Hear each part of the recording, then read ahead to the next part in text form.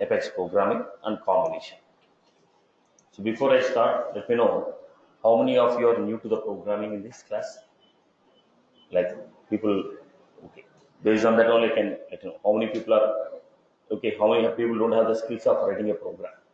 Like you will tell, let me know clearly. Then we will see from what extent we have to start. Right. Okay. Chalo. How many of you know programming at the rest? Right. The rest of the people in the confusion. Right. So, right. Chalo. Let me start. Let me start the structure.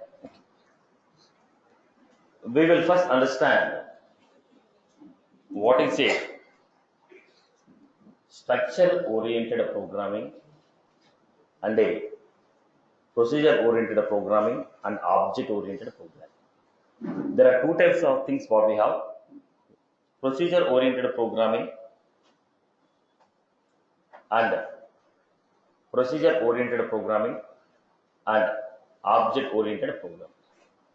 What is a procedure oriented programming? When you say procedure oriented programming, I told first let us understand structure and procedure. Now, when I say procedure oriented programming, I told Ravi, take this 1,000 rupees, go to the restaurant, have your lunch, come back to the organization. Okay, Ravi, take this 1,000, go to the parking, take my car, go to the IMAX, go to counter number 2. They'll be okay, give 1,000 rupees to Prasad. Prasad will give you 2 tickets, collect it, take the car, come to Captain Info Solution, give me the tickets. Give me the tickets. This what is the procedure. When I say procedure, I told him what is the work that should be done, and I told him how the work should be done. I told him what is the work that should be done, and also I told him what is the work that should be done. I told what is the work that should be done, and I told how the work should be done. So this is what procedure oriented programming. When we say non-procedure oriented programming, Ravi, get me 2 tickets. When you say Ravi, get me 2 tickets, when you say Ravi, get me 2 tickets, then Ravi, get me 2 tickets, then what we do? We are giving only the work. We are not specifying how the work needs to be done. We told what is the work that needs to be done, and we are not specifying how it needs to be done. Ravi can go to IMAX, Ravi can go to eSeva, Ravi can book in the UK Book My Show, or he may send someone, he may go by bike, he may go by car, he may go by walk. Now, we are not interested in how are you doing the work. We are only interested in what is the work I have given you and how you are performing. Okay. Now, non-procedure oriented programming will not specify. Non-procedure oriented programming will not specify what is the work that should be done and how it needs to be done.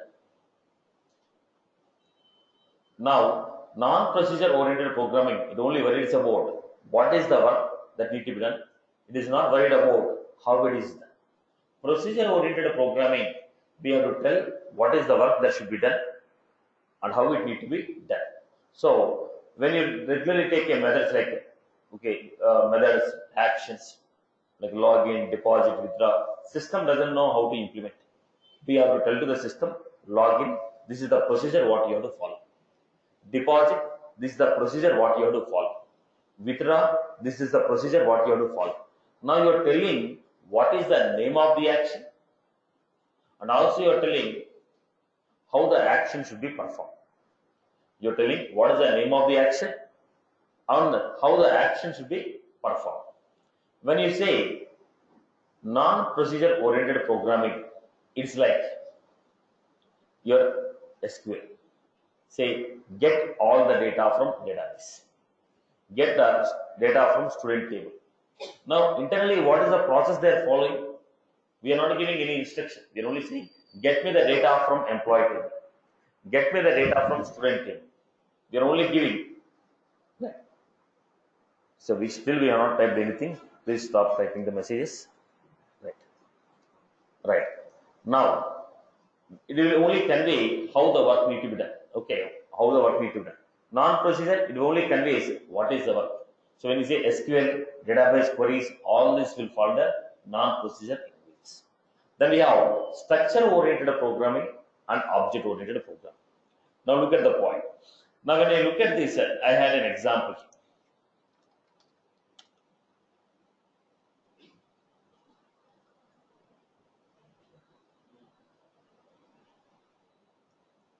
Now, there are three people who are trying to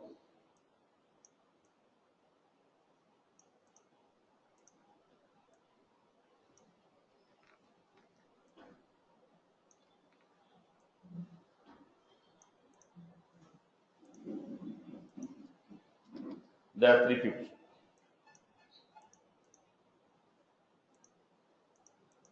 So we have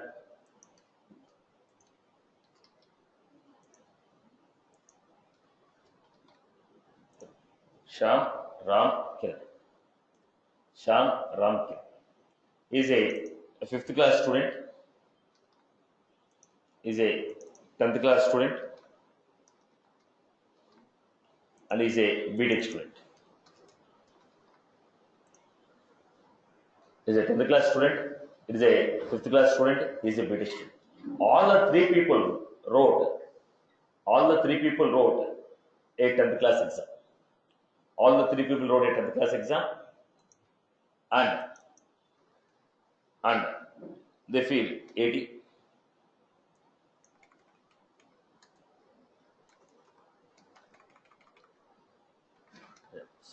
Now, these are the marks what they got in the 10th class exam. They wrote the 10th class exam at a time, and 5th class student got 80, 10th class 90, BTech student has got 100. Now, who is intelligent here? Now they'll ask, first tell me, is it structure-oriented programming or object-oriented programming? I told you it is a structure-oriented programming. When I say structure-oriented programming, now when I say structure-oriented program, they say, we are least bothered about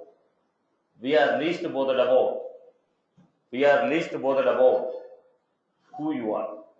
Give me inputs, I'll give you output. I don't have any priority for the person. I have the priority for the action. If you give me input, I will give the action. I am same for everyone. I don't give high priority or low priority based on the person. If you give the input, I will give the output. Now with this 80, 90, 100, now structure oriented programming says, now Kiran as intelligent student. Structure oriented programming says, Kiran as intelligent. Structure oriented programming says, Kiran as intelligent. Now when you go for the next, now we have object oriented programming. Then it says, first, who are you? I am 5th class student. How many you got? 80. Who are you? Ram, 10th class student, 90 marks. Who are you? Kiran, BTech student, 100 marks. Now the action will change based on the priority, based on the person. Now they say, Ram, you are intelligent. Because they are giving importance to the person first, then to the action. When you say structure-oriented programming, now it doesn't matter who you are. If you give me input, I'll find out the output and give you. Now let anybody give me input, I'll do the same action. I don't behave differently for different people. I behave in the same way, let it be anyone. If you give me input, I'll calculate the output and give you.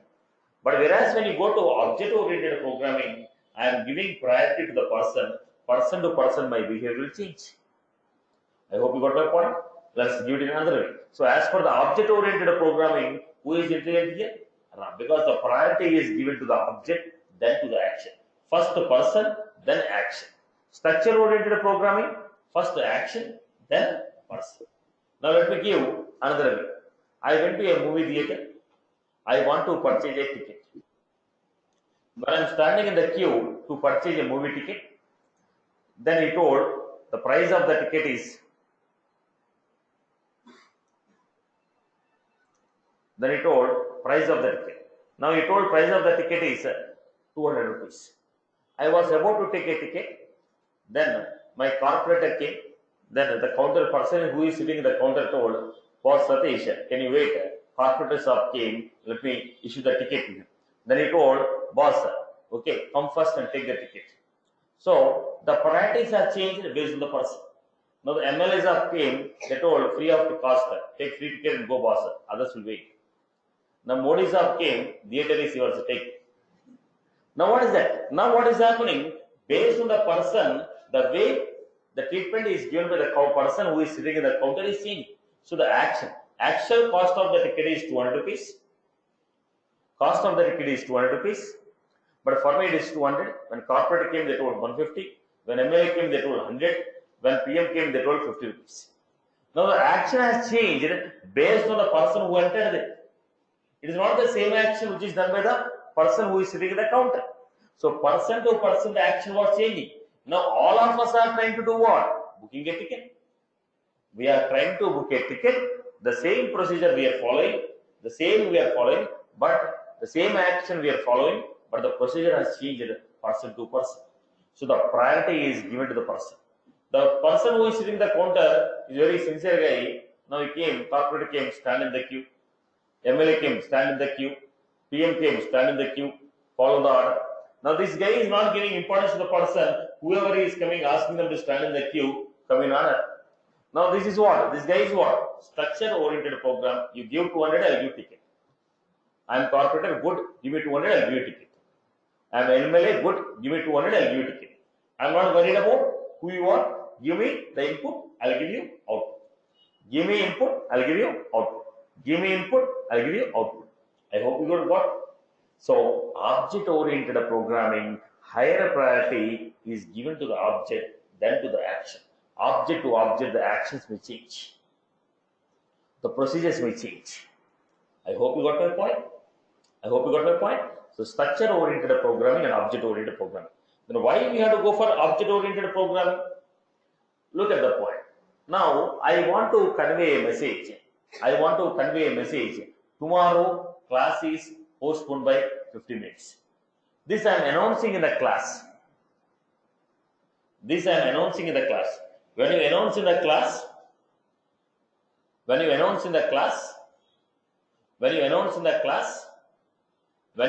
the class, right? Now students are here, faculty is here, both of are here. You are the data, I am the data, you are the people who are using this data. Both of us are in the classroom. I announced that tomorrow class is postponed. You got the message. The second story, you left to your homes. Then I want to convey a message that class is postponed. Then what should I do? Give a call to every student, inform that class is postponed. Sometimes you may pick the call, you may not pick the call. So message may be delivered, may not be delivered. But I have to inform each and every student.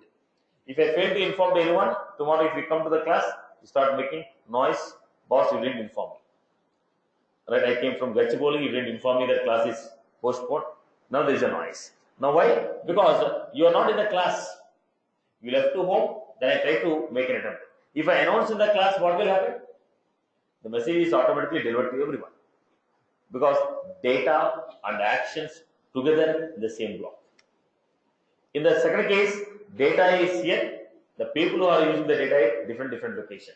That's why message is not delivered properly. Data is here, actions are at some other location. So that's the reason message is not delivered properly. I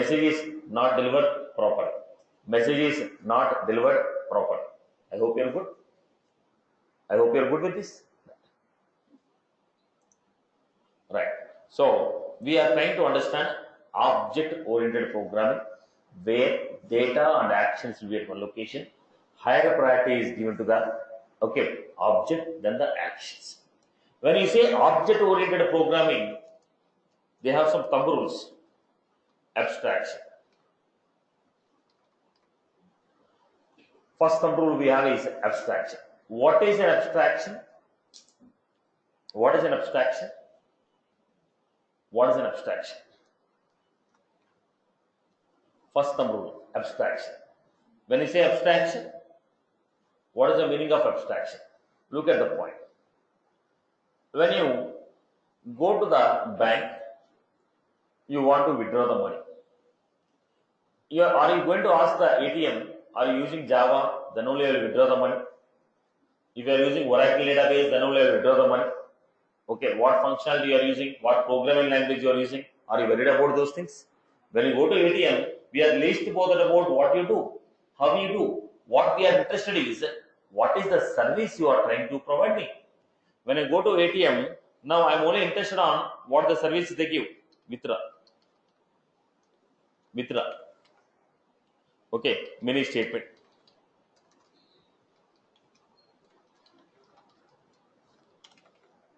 Mini statement.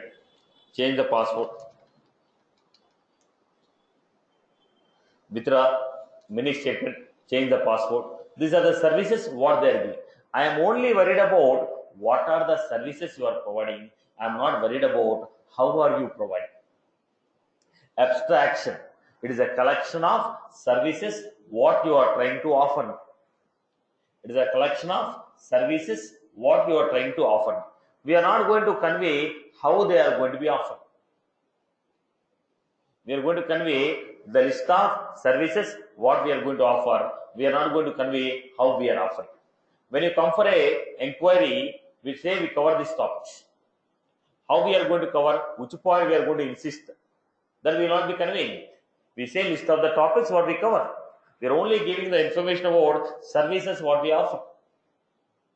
We say we help you in resume making, but how I am going to take, when I am going to take, am I going to type it and give you? Am I going to give you an existing copy, ask you to modify and come back to me? Now what is the procedure I follow? I am not conveying. I am only conveying the service what I will give it to you.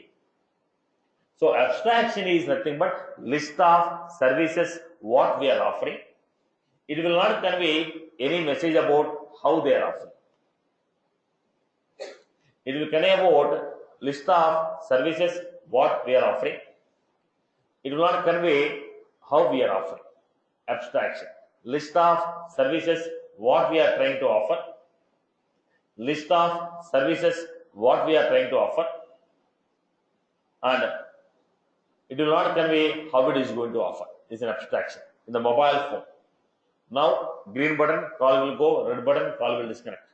Okay, round symbol, WhatsApp, message will go, message will come. Are we worried internally what bandwidth they are using, what IEEE format they are using, what code they wrote? Okay, is it a transport layer security, network layer security, right? Are we looking at these structures? We are not interested. We are only interested on what services it is giving. A call, disconnect, connect, and send a message, receive a message. We are only worried about services, what they are offering. We are not worried about how they are offering, which is called abstraction. I hope you got my point. Now the simple other one, a simple example. When you put a resume, you say you have experience of 3 years of experience on the following topics. Will you write all the code what you wrote in the company? Because I have experience on this particular topic. This is the code what I wrote in last 3 years. Will you put all the code in the resume? No. You are only giving list of services what you can offer. I am good at Java. I am good at Salesforce. I am good at big data. This is the services what I have. How are you going to provide the service? You are not mentioning in the resume. That will be discussed in the interview. I am only giving list of services or technologies on which I can work. Now, how you are going to work, how you are going to perform, that will be discussed in due course of time. But now in the resume, I only specify what technologies I can work on, what concepts I can work on, how you work. How you work, we will discuss it later. But right now in the resume only I say, I know this, I can perform this. How you perform, whether you can perform or not, it is a second story. Abstraction, your resume is your abstraction. Your resume is your abstraction. I hope you got my point. When you take any novel, in the last page we write abstract of the complete novel what we are going to purchase. Now they say it's a thriller story, it's a crime story, or they say, okay, scientific story. They give an overview, but they don't give the complete story of it. Right? It's only abstraction of the content.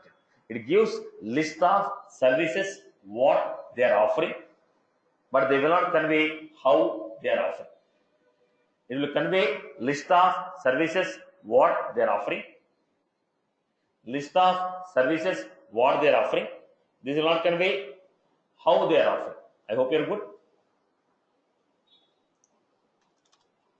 Next, we have encapsulation. When I say encapsulation, the second concept is encapsulation. When I say encapsulation, putting data and actions together and conveying how the actions are performed. Here I told withdraw. How the withdraw will be performed? Withdraw means this is how they are going to perform. Step 1, step 2, step 3.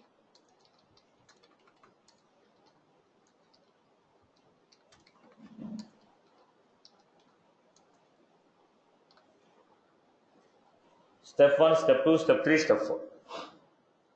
Step 1, step 2, step 3, step 4. This is the withdraw. This is the withdraw what we are going to perform. Now, abstraction says name of the service, encapsulation says service and how they are implemented. When you say withdraw, how the withdraw will run, how they are going to provide a service called withdraw. It is not only giving the name of the service, how the service is implemented is also given there. Now, encapsulation, it is a collection of data and actions together. When I say action, name of the action, how the action is performed. Abstraction is what? Name of the actions only. Encapsulation is what? Name of the action and how the action is also performed. The step-by-step procedure for performing action is also given. Abstraction give name of the action. Encapsulation give name of the action and how the action is going to perform step by step. So encapsulation is a collection of data and actions. Encapsulation is a concept of putting data and actions together. Okay. Now if you say abstraction, this will generate a concept called interfaces. In the OOPS, what concept we are going to get? Interfaces. When we say encapsulation, it will generate a concept called class. Concept of interfaces is derived from abstraction. Concept of classes is derived from encapsulation. Abstraction is interface. Encapsulation is a class. Now, what is abstraction? It is a collection of services what you are offering. Collection of actions what you are offering. Now, encapsulation is collection of data and the actions along with their implementation. Name of the service and how the service is implemented. I hope you got my point. From the concept of encapsulation, what we derived? Class. No. Polymorphism. Next concept what we have is polymorphism. What is a polymorphism?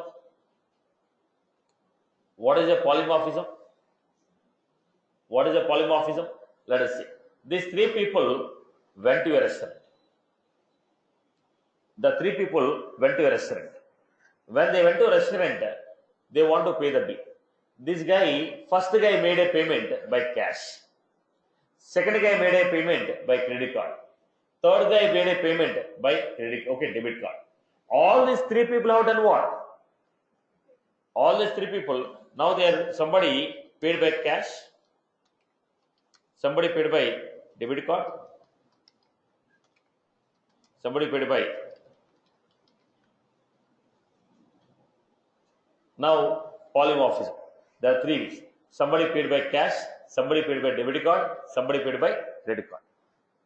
So, cash, debit card, credit card. Now, these are the three different actions what we are performing. Somebody paid by cash, somebody by credit card, somebody by debit card. Now, what is the action they are doing?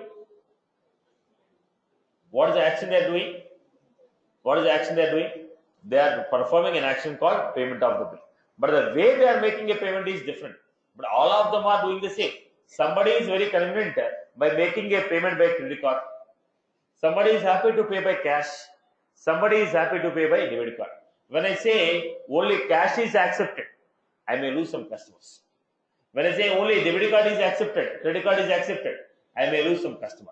To make it customer friendly, to provide services to all type of customers, the same thing I represented in more than one form. Representing same action in more than one form to support all type of customers. To represent more than one action in the same form, representing the same action in more than one form is called polymorphism. Representing more than one action, representing action more than in one form. I hope you got my point. Representing the action in more than one form to support all category of customers is called polymorphism. User friendliness. Let me make it. People are with question marks.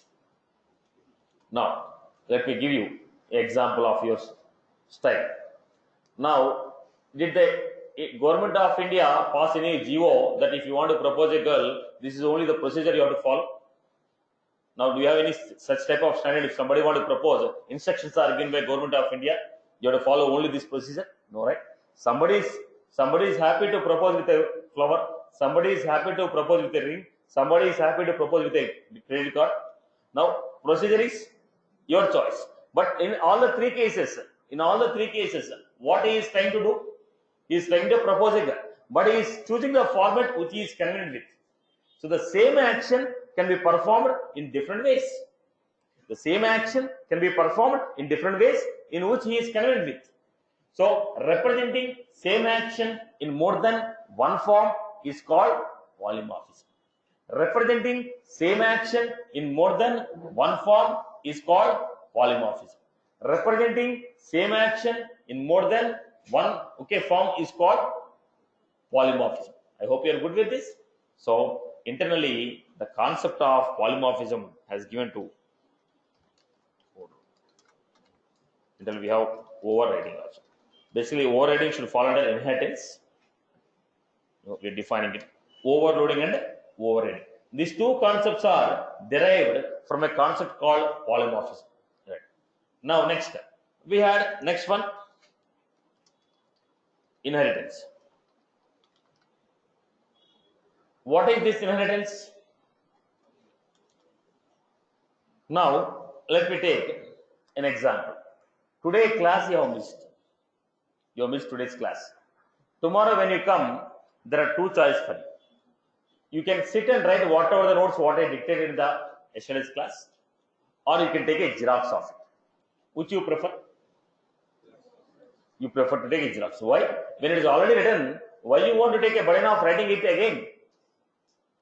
When you already written, why you want to write the burden of writing it again? Right? Try to reuse it. Try to reuse it. Try to reuse it. The same concept of inheritance. When code is already existing, when you also want the similar type of action, why are you writing one more time? Try to use the same code which is existing. If some code is already existing, you want almost the similar format of code, then don't write again. Try to reuse it. Try to reuse it. So reusability is the concept of inheritance. What is the inheritance? It's a concept of reusability. Now, let us take a common example like you. When I took this classroom, I used to take the classes in the main building. Beside the reception, I used to take the class. I used to have around 40-50 members. Okay, around 40 members I used to have. The strength of my class is some 4 years back. I was taking the classes in the main building beside the reception. When my strength has grown to 50 plus, then I took this classroom. When I took this classroom, there are 3 partitions in this classroom. My strength was around 50 to 60 strength, around 60. Now I look for a classroom which can accommodate around 80 members. Now when I came here, this classroom has 3 partitions. I was also looking for the similar type of classroom which can accommodate 80 members, 1 cabin for me, 1 cabin for HR. So I was looking for the classroom, so my classroom shifted to this building. Now when I took the building, already there are 3 partitions.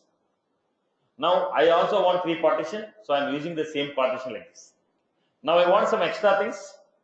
Then I brought projector, ACs, fans and fixed it. right? Then my strength increased to 100, 100 and 120. Then I removed one partition.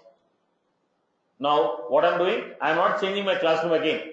When I got it in the classroom, whatever the structure is there, which I like, I'm using it.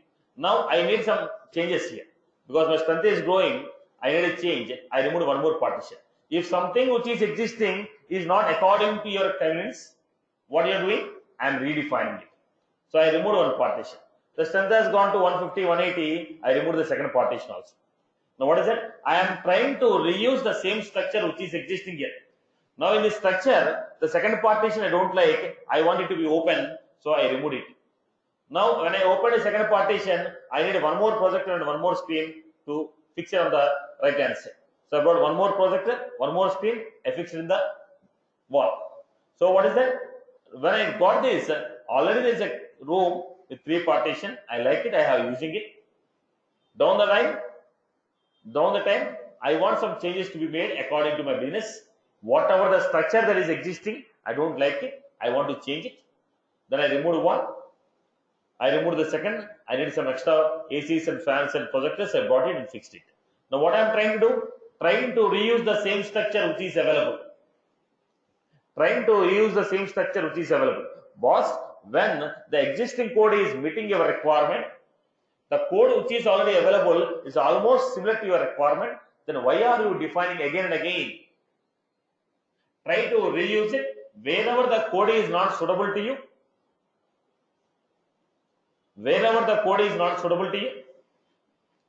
Try to reuse it wherever the code is not suitable to you. There you redefine it. If you want anything extra, you write only those extra functionalities. Then what happened? The length of the code decreased. Burden of writing the same code again is decreased. Performance will increase. So what is inheritance? Is a concept of reusability. Reusing the existing structure in your requirement. Right, boss? Okay. So your JNQ definition, acquiring the properties of one class by another class is called inheritance. Right? Okay. Come down to the next one. We had next one here. Abstraction, encapsulation, polymorphism, inheritance. Then again, we have exception handling.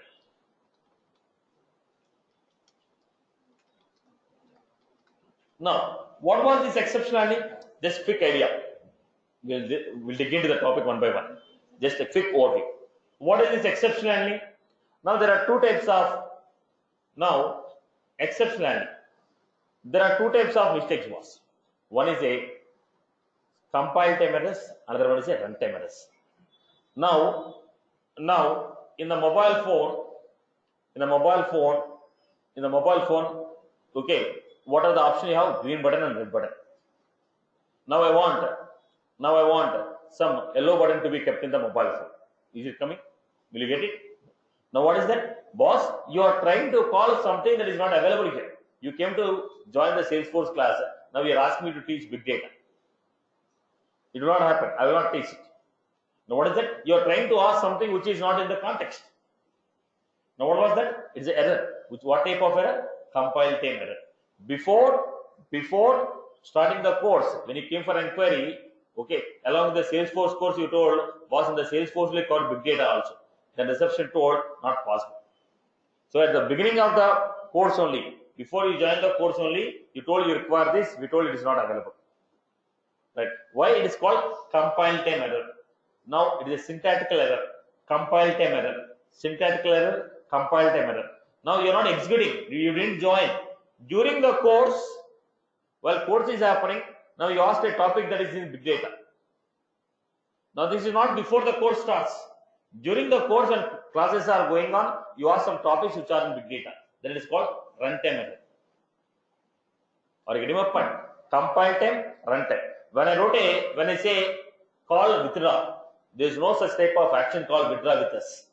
That is what? Compile time error. Are you getting my point?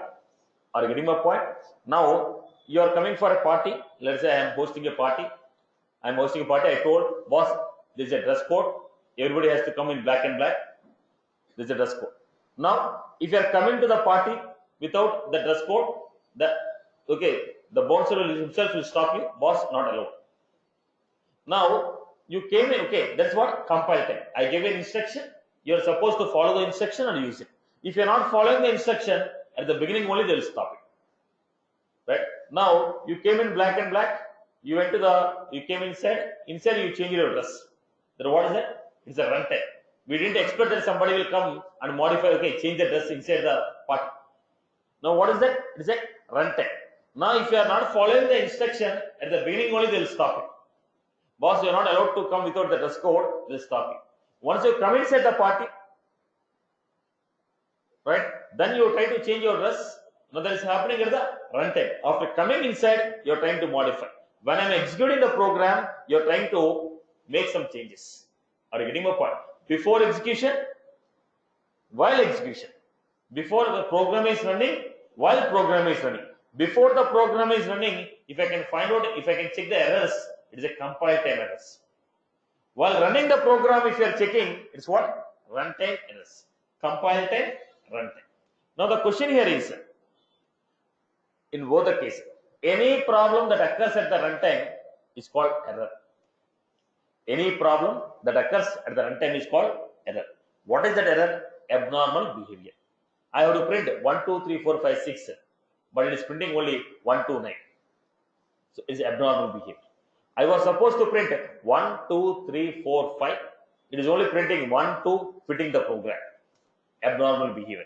As per the logic, what you are supposed to do? 1, 2, 3, 4, 5. But what are you doing? Printing 1, 2, fit the program. Now what is this called? Abnormal behavior. Abnormal behavior is called error. Now when you have abnormal behavior, right, I can handle it, I cannot handle it. I know that this type of abnormal behavior will come. I know that this type of abnormal behavior will come. Then I already prepared for it to how to handle it. That is what? Exception. Now abnormal behavior come, I don't know how to handle it. It is called error. Now when abnormal behavior happens, if you know how to handle it, it is called exception. When the abnormal behavior happens, you don't know how to handle it, it is called error. I hope you got my point. Let me give. Now let us see. Okay, I have taken my wife for a shopping. Now she told, let's go for a shopping. I thought she may purchase some clothes. I told her, okay. I have taken to some in-orbit mall. Then she entered into the jewelry shop. If I know very well in advance that she will take me to jewelry shop, at the house itself I might have stopped. This is what? Compile time error. If she give me instruction, let us go to jewelry shop, then at the going to house only I will stop. Boss, I have some class. I cannot, or I have some client meeting. I will skip off. No, she told she is shopping. I thought shopping, but unfortunately there is a jewelry shop in the shopping mall. She get it. Now is it a compile time or runtime? There's a runtime, right? Now until I go there, I don't know it is going to be a jewelry shop. I entered there. Now she was trying to purchase a jewelry. She purchased an ornament, selected an ornament which is a 7 lakhs salary tax. Now I cannot tell it's my 1 year salary. If I sell immediately, lawyer will come. Lawyer will be there with the driver's notice. Right. Then I called the sales guy. I told, boss, whatever my wife purchased, tell that it's already sold. I'll give you 50,000 as a bonus for you. If the sales guy was convinced with my offer to take 50,000 and tell my wife whatever she selected, madam is already sold. We inform you when next product comes. If he is convinced, then what happened? I was able to handle the problem which I got at the runtime. Now it's what? Exception. Problem encountered, but I know how to handle it. It has become what? Exception. If the sales guy was not convinced, he called my wife and told, your husband is selling like this. Then what is that? It was error. It was error. I hope you got my point. Exception, error. Now error, exception, both are occurring at what time? Runtime. While running the program, we are getting. Before running the program, if you have any problem, I can resolve it. Before running the program, before I start from my house, if you tell that we want this, I may convince and I may stop there itself. But this problem occurred after getting into the shopping mall. This is a runtime. So compile time, runtime. Compile time, runtime. The problems which occur at compile time are syntactical errors. Most of them are what? Syntax. S should be capital, S should be small, Okay, no such type of action available, no such type of variable available. Okay, that's a compiled. Runtime, there is issue with your logic. Issue with the logic. Well, there is issue with the logic. If you know how to handle, it becomes what? Exception. If you don't know how to handle it, it becomes what? Error.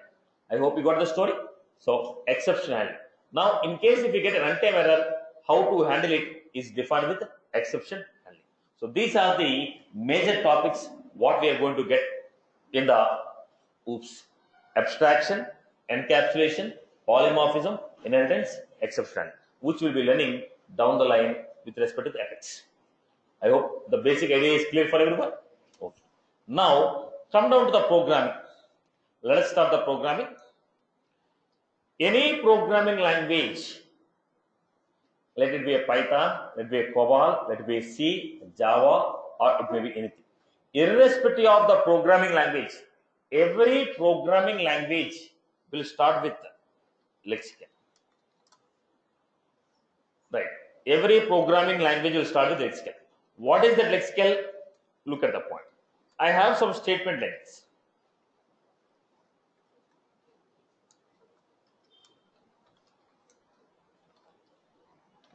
It is called statement. Every line with semicolon is a statement. It is a statement. What did I do? I broke it.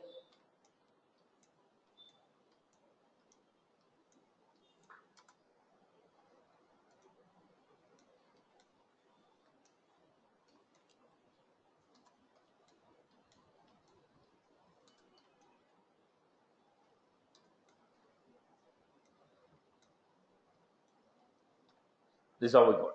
Integer, a value equal to b value plus. Now what did I do? I broke the statement into small segments. I broke the statement into small pieces where no piece can be redivided. I cannot break any segment. I am breaking the given statement into small segments in such a way that no segment can be broken down. No segment can be further broken. Such a segment is called lexical. So what is the lexical? I is a lexical. N. So all these are lexicals.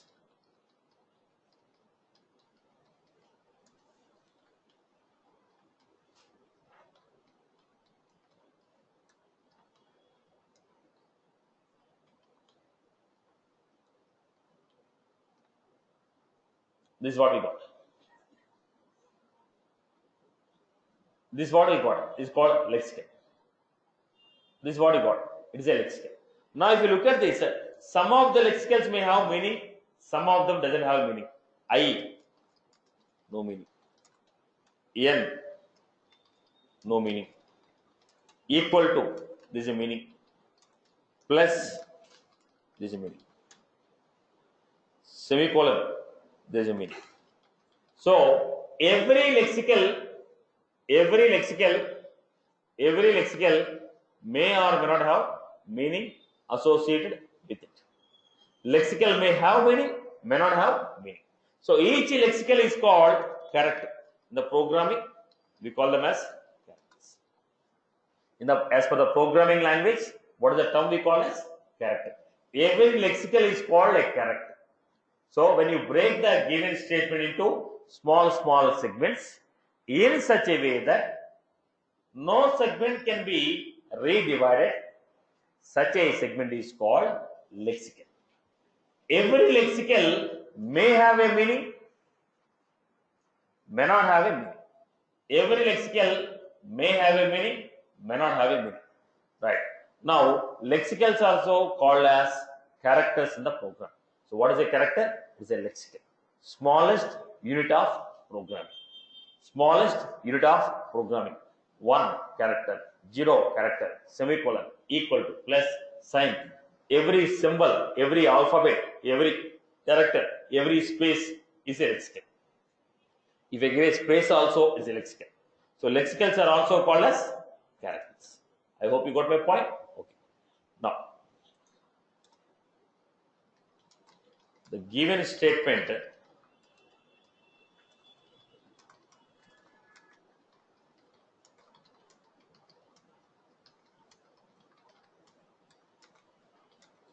such a way that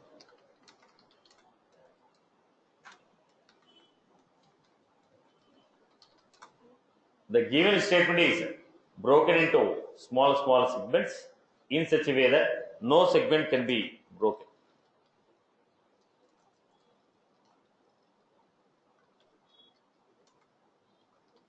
Such a segment is called.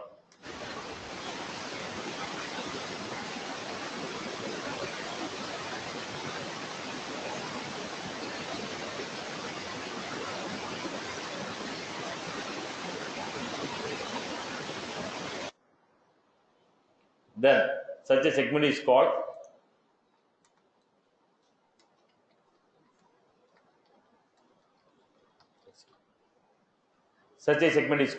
lexicon. Now here this is a statement what we are taking. Every lexical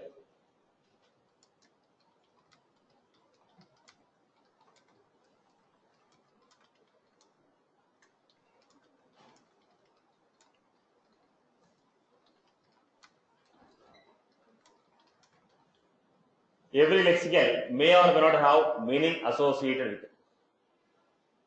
Every lexical may or may not have meaning associated with it. Every lexical may or may not have meaning associated with it. Every lexical may or may not have meaning associated with it.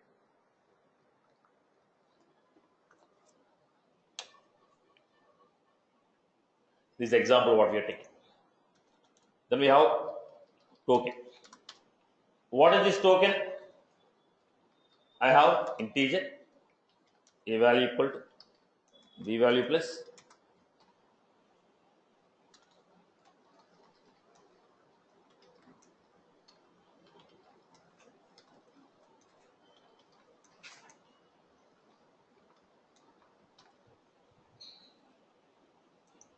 this is what we have.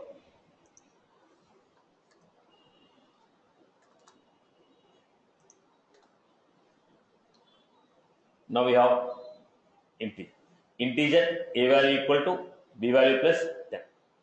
Integer a value equal to b value plus 10. I broke them into small segments. When I broke them into small segments, now each segment is called token. Each segment is called token. Integer a value equal to b value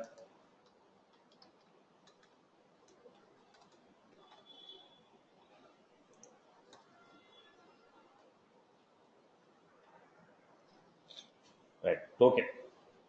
So we have integer a value equal to b value plus 10.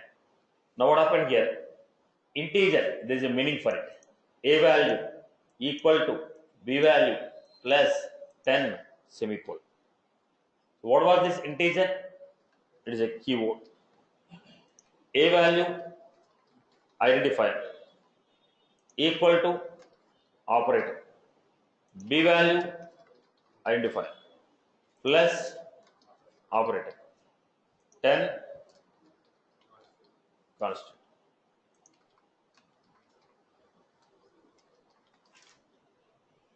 Right, this is what we got. Now token type.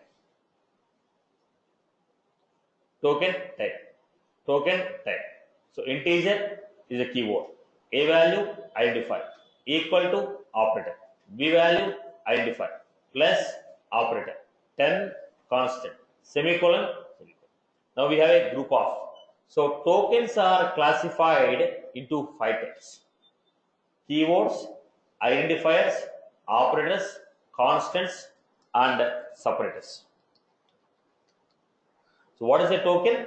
When the statement is broken into small segments,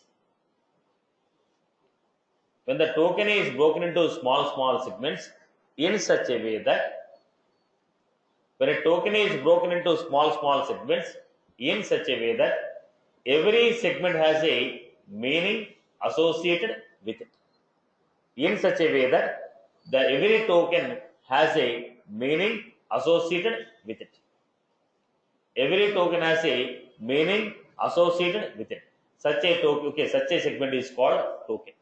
Tokens are further classified into 5 types: keywords, identifiers, operators, constant, separators. I hope you are good with this. What was that?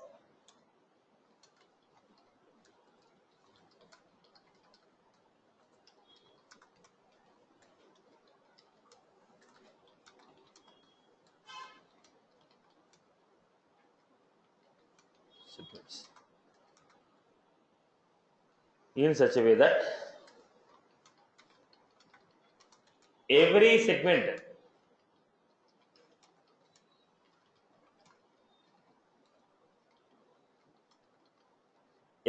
has meaning associated with it.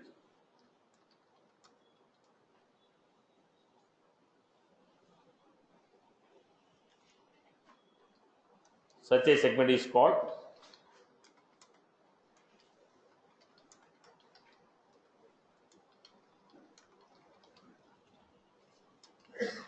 tokens. Are further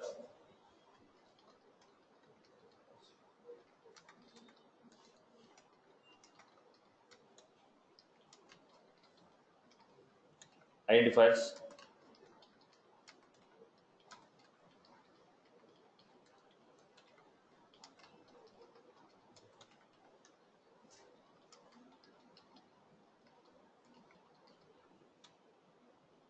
Tokens are further classified into 5 types: identifiers, keywords, constants, operators, separators.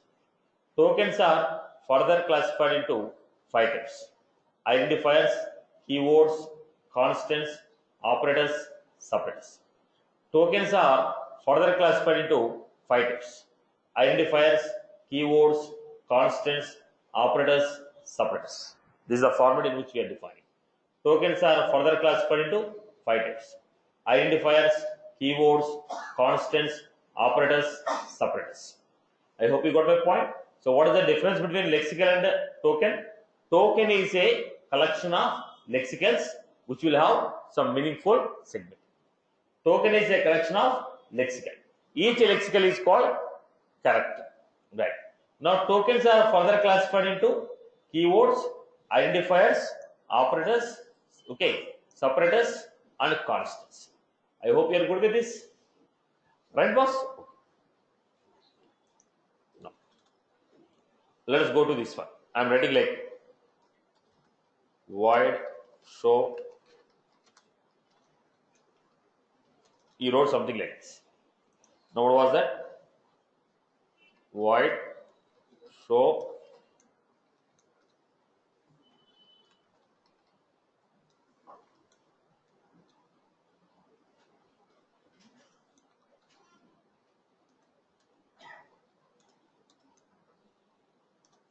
so here also void is a keyword, show is the identifier, this is the separator, integer is a keyword, age is an identifier, closing bracket, then floor bracket is a separator. Are you getting my point? So everything that you write is broken down into small segments. Right? Each segment is called token. Now when you are going for this, first thing that we have constants. What are the constants? Elements whose values can't be altered.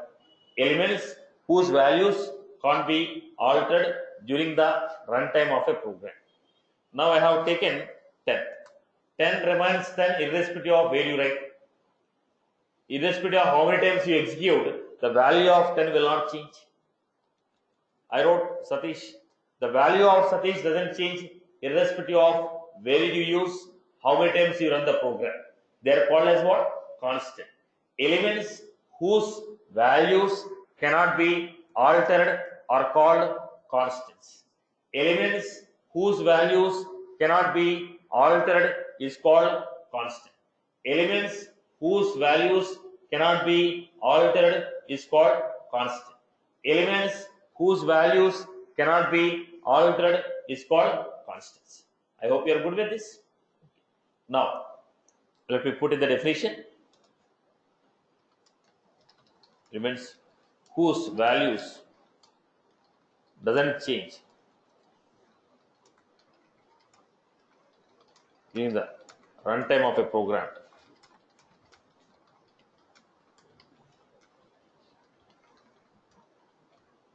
Elements whose values doesn't change during the runtime of the program is called constants. Constants are classified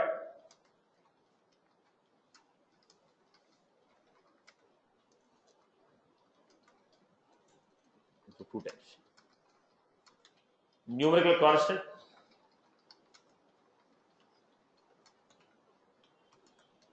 then we have string constant.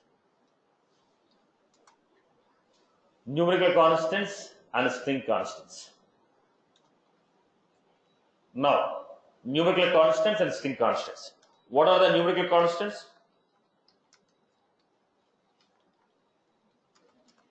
Any value that is formed with the digits 0 to 9 with a plus or with a sign or without sign, with a decimal point or without decimal point is called numerical constant.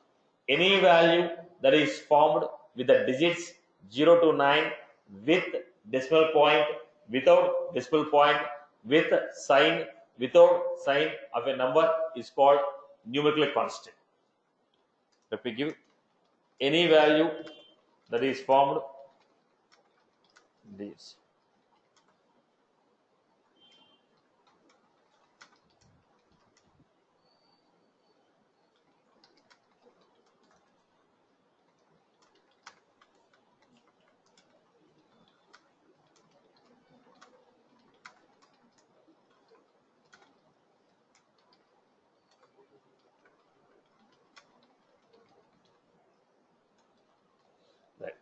Any value that is formed using digits 0 to 9 with or without decimal point and with or without sign of the number is called numerical constant. Any value that is formed using digits 0 to 9 with or without decimal point and with or without sign of the number is called numerical constant.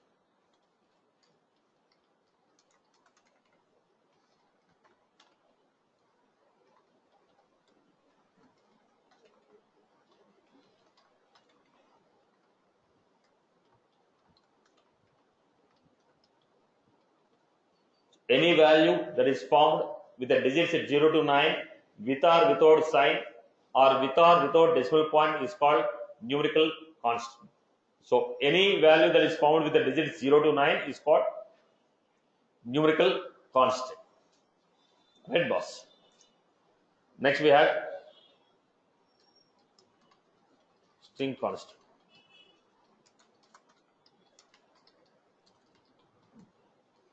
Any value that is formed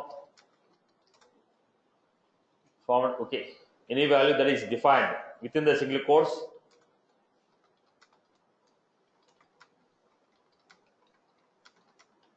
called, if you wrap any data within the single quotes, it is a string.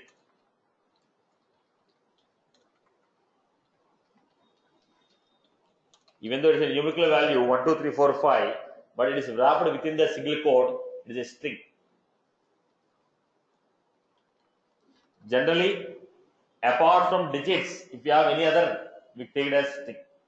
If the value contains any other element other than digits, generally we take it as string. If the value contains anything, any other character other than digits 0 to 9, we take it as string. Right.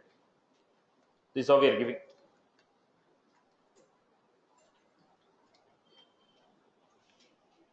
String constant. Any value that is formed or any value that is defined in the single quotes is called string constant. Any value that is defined within the single quotes is called string constant. Right, boss? I hope you are good with this. Clear with this? String constant and numerical constant. We have literals. Some constant literals. What are they? True, false. We have some fixed constant literals. The values are true, false, null. They're constant literals. Now true, false, null. These are the 3 special literals which are available as a constant.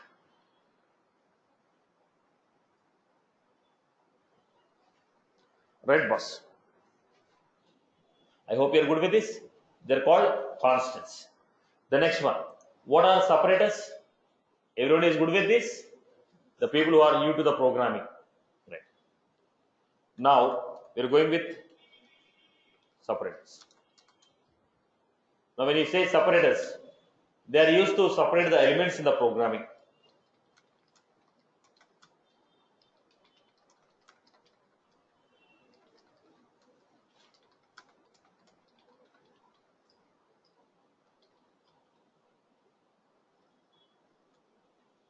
Now, we have symbol,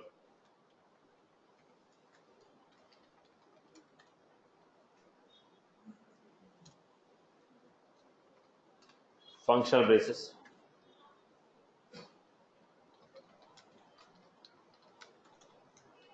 scope braces, array braces. They're called separators.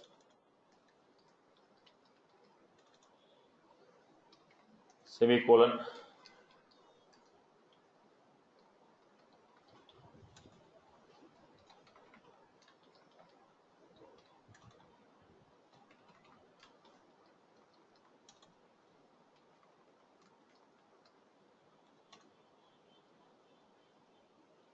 now we have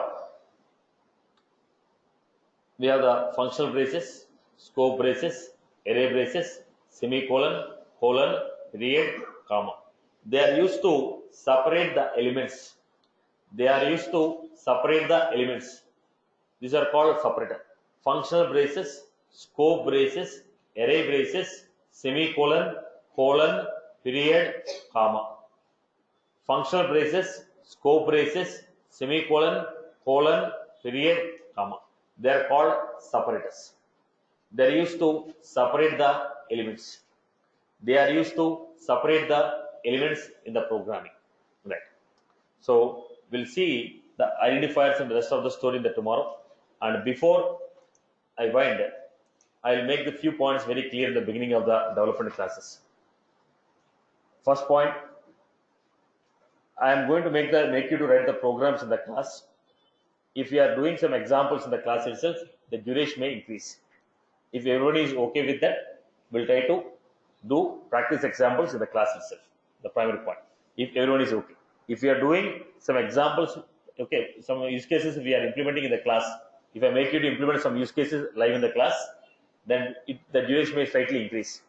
If everyone is okay with that, we'll try to practice some use cases in the class itself. I'm making it at the very beginning I'm making it. Okay. Later on, you should not come on me that duration is increasing. Okay. Now I'm making very clear. The classes generally, this is the format of my development classes. This is how my development classes goes. Let me open any one of the current batch.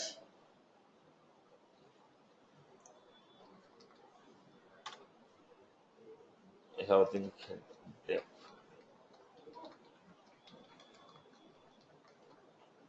So I'll cover the topic, give 1 or 2 examples, then I give a list of exercises which we generally complete. I'll make the people to complete the class itself to understand the logic writing. If you are doing this format, let's say this. So once I have done the example, I'll give some use cases and ask the people to implement live in the class. Okay. If you are implementing this format, then duration will be slightly increased because you take time to write the code. You take the time to write the code.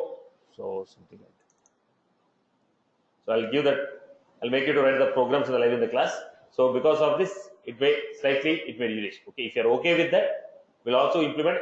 I'll make you to implement. It's not I implement. I'll make you to implement use cases in the class. Is that okay with everyone? Right. Now, because of that, the duration may slightly increase, making very clear in the beginning. Because if I ask you to implement the use case in the class, it takes some extra time. If everyone is okay with that, we go with making you to implement the use cases in the class.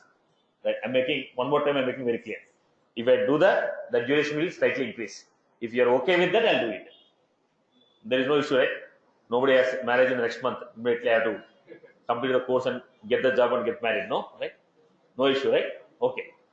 The second thing, second point, development classes. If you listen and go, there is no use. Now, at the end of the game, if you don't get hands-on experience, the time and money what you are spending will go waste. By the time you complete the course, you should be able to write the programs by your own. If you are unable to write the programs by your own, the time what you spend, money you spend, both will be going waste. Now, the development classes, you need to have hands-on experience. Whatever the use cases I am making in the class, if you make a sincere attempt of writing the program, 60 to 70% of the topic will be, well, okay, you follow it, write a program in the class itself. But the attempt should be sincere from your end. Second point. Third, people stop copying the programs in the class. If you are busy in putting everything that I am putting on the board on your books, neither you follow my class, nor you will be able to write a program. I will not give that much time to copy the programs. Right? My face will not allow you to copy the programs. You cannot copy at least 50% of the program in your book. Right? If you make an attempt to write a program what I typed in the notepad, hardly 50% also you will not be able to copy. So don't make an attempt of copying the program on your book. Just listen to the conversation, and when I give the exercises, try to implement. Then, third point, I will answer your questions at the time of giving the exercises. Now I will explain the topic. After the topic, I will be giving 4 to 5 exercises. I will be giving. When other people are implementing the exercises, when other people are reading the exercises, people, whatever the queries you have, ask your queries during the time. So while explaining the topic, listen to the topic.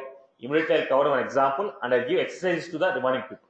When other people are writing the program use cases in the class, then you ask your question so that no one's time will be wasted. Right? If you are interrupting me at every point and asking a question, the discussion will go on. So when other people are taking a exercise, that time I will be idle, sitting here idly. So that time, that 5 minutes or 10 minutes, whatever the time I will be sitting here idle, you can use that for asking the question. Every topic I will be giving. So every topic I cover, 5 to 10 minutes will be spent for writing the exercise in between the class. So hardly will be getting around 15-20 minutes time in implementing the use cases. During that 15-20 minutes time, you can ask your use cases. So do not ask the queries while we are explaining it. Ask your queries while other people are writing use cases. For every topic, for every 10-15 minutes, there will be a use case for implementation. So while other people are implementing the use case, ask your question so that the time will not be wasted. The 10 minutes of time I will be sitting idle. So put all your questions during the 10 minutes of time so that, okay, the time will be used well. I am making very clear. Do not interrupt me at every point of line I write. Ask your question when the 10 minutes or 15 minutes slot for doing the exercise. So probably we may have 2 or 3 slots during the class. So the 10-15 minutes is sufficient to answer all your queries. So every topic, at the end I will be giving exercise. While you are implementing the exercise, please ask me the question. Right. The point here is different people will have different technical background. So everybody start comparing everything with their application. Most of your employees. Now every line that I put in my Oracle apps, how this line will be there. In my .NET, how this line will be there. Everything that you put immediately compare with your application. So this will lead to, okay, the order of the topic will be lost. The people who are very new to the programming, if I go in a jumbled way, the order of the topic will be lost. The people will not be able to follow. Right. So there will be a different category of people with a different level of IQ. So let us not disturb the flow of it. Now we go in a particular order. I will give the time for every topic. Well, other people are taking the exercises. Please ask your question. I am making very clear so that the time will not be wasted. Right. The third one, your programs, I will give the username, password. Every program I am typing, you can log into my account, access the program. The purpose of giving the username, password is not for copy paste. The purpose of giving my username, password is you re-execute the program what I have given so that you understand the flow before you re-implement. When you put the program on your book, you only know the structure of the program, but you don't know how it is implementing. Now once you go back, you get back to a system, whatever the username, password I have given, execute the program, understand it. Okay. And people who are very new to the programming, first time you are learning a program, you people try to take a backup class of one more repetition. Right. So I am giving about a worst scenario. If you get everything in a first go, it's very good. When you say you get everything means you are able to write every program what we covered. It's good. If you are unable to write any particular concept, you are not done with the development. Take the repetition class for it. So the people who are very new to the development, don't expect the miracles to happen in 1 hour class. Right. Now I'm speaking about the people, okay, average and below average guys. Okay. If you're finding it difficult, immediately look at the next batch which is going to start. Take a parallel batch. So you'll have the repetition classes. Right. The people who are very new to the development, don't expect you to gain within 1 class, 1 hour class, you'll be getting 3 or 4 years of experience. That will not be possible practical. So you practice the second session. Take the repetition class so that when you take the next time, you understand already, you know the topics, you know the basics of programming, you get the topics well and right. Okay. Now if you're getting everything in the first go, it's very good. I'm not speaking about the best scenario. I'm giving about the worst scenario. The people with the different IQ levels, if you find it difficult, immediately look at the other batch which is starting, take a repetition. Free of cost, they'll not be charging. So you can take a repetition class for them. Okay. Then you can take the repetition class. The third point, now remove the version of real time, the definition of real time in every page. Faculty sit here and type, you observe the screen and you want to gain 3 years of real time knowledge, that will not happen. That's not called a real time. When you implement, it becomes a real time. When you implement, it will become a real time. Now the use cases which are given to you, try to implement those use cases from your end. If I implement and give a solution, there is nothing that you are doing other than DTP operation. Each and every use case, what I gave the exercise, if I implement, you just want to copy the code, copy paste it, execute, output came, no error, talia bajao, yes, got the concept, will not be. The real time, it means you implement it, the bugs what you got. Now you need to analyze it, how it should be implemented. If you are trying to implement, what are the bugs you got, how to fix it. If you analyze it, Google it, resolve it, this is what your real time experience is. Now, whatever the 7 years of experience I have, I am putting in a form of example, typing here, executing here. You want to observe it and you want to apply with 7 years of experience. That's not practical. So, real time experience is that what you gain out of your implementation. While you are trying to attempt an implementation of the use cases, every use case what we are designing, every example you are designing is a use case. Now, if I give the step of use case, how to implement, what concept should be used. The primary problem here is, when I cover a list concept, I'll give all the examples on the list. There is no intelligence required from your end. If you do one example, remaining 4 also you can do it, because all the examples are going to be the same syntax. If I cover a array, all the remaining examples will be doing, because all the examples are going to be with the same syntax. So when you do this type of thing, you will not get anything. You want to get a practical knowledge, you are supposed to take a combination of this. The combination of this, when you try to implement, then only you will be able to understand the concept. If you learn every topic individually, there is no use. To understand the combination, there is exercises posted in the Facebook community. Go to my Facebook community, Satish Pala Notes. There are exercises given there, almost 300 use cases are there. Try to implement. The day you implement those use cases, then only you will be able to meet it. The next, we need a real-time project to implement it. Boss, already you have a Salesforce CRM application developed by Salesforce. Now re-implement the same application. Salesforce people already given the CRM application for you, right? It's already built. You rebuild the same application with your own programming. Whatever the topics you are learning, using those topics, try to build this entire concept. Let us say lead. When I click on the lead tab, I want the following page with the following structure. When I give an option, list of records should come. When I select edit, record should be opened in edit format. When I click on save, record should be saved. Already it's a functionality developed with the Salesforce. You re-implement the same functionality with the topics what you learn, and implement the same functionality. The complete end-to-end process is there. Salesforce has already designed complete end-to-end CRM application. You design the same program, same pages, same structure with the topics what you learn, you get end-to-end knowledge. You don't require again a separate XYZ application to implement it. Whatever the Salesforce is giving you as a predefined application, try to build those pages and structure. It is more than sufficient. When you try to implement this type of example, you analyze it. Okay, if I want a page like this, what topic I have to apply? That is what is called a real-time knowledge.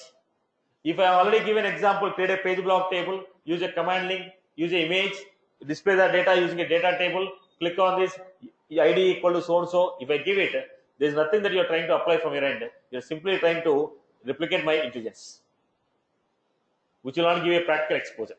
When you want to do a practical exposure, take any one of the object in the Salesforce, let it be a lead or account or opportunity, then try to implement from first page to last page every functionality what Salesforce has given you on the standard pages. You try to re-implement the same functionality using your Visualforce and Apex. If you are able to achieve 20 to 30%, complete knowledge you will be getting. So don't excuse yourself that we don't have scenarios to practice. You have existing Salesforce CRM. It is a live application, right? 30 million customers are using it. What else application you require for practicing? They are given you as predefined. Now I am asking you to build it as programmatically. Same thing what they have given, you implement it as a programmatically. Step-by-step concept. And the last point here, when you are practicing, don't practice every topic. See that you keep on adding the new concept to the existing pages. Because 90% of the time will be adding the new functionality to the existing code. You're in the real time, when you get into companies, most of your work is appending the code. So when you look at 1000 lines of code or 500 lines of code, you should not be terrified and come back and repeat again.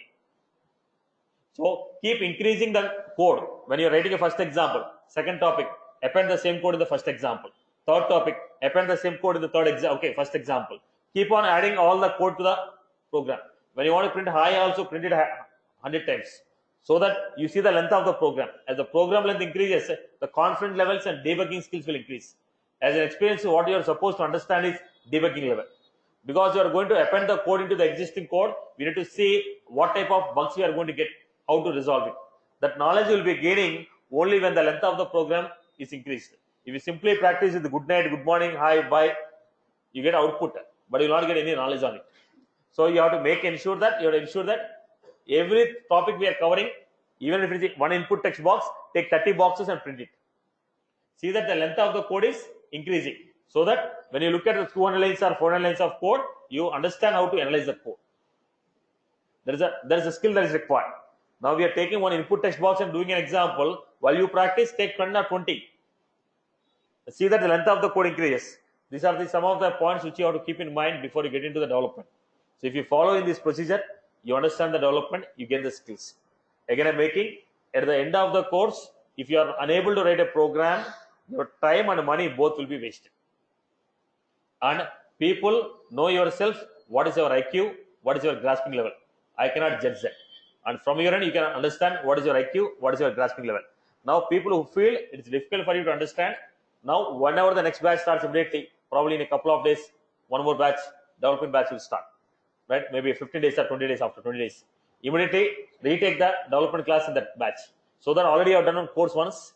When you take a repetition, it will be easy for you to grasp it. People who are finding it difficult. Okay. Videos are there.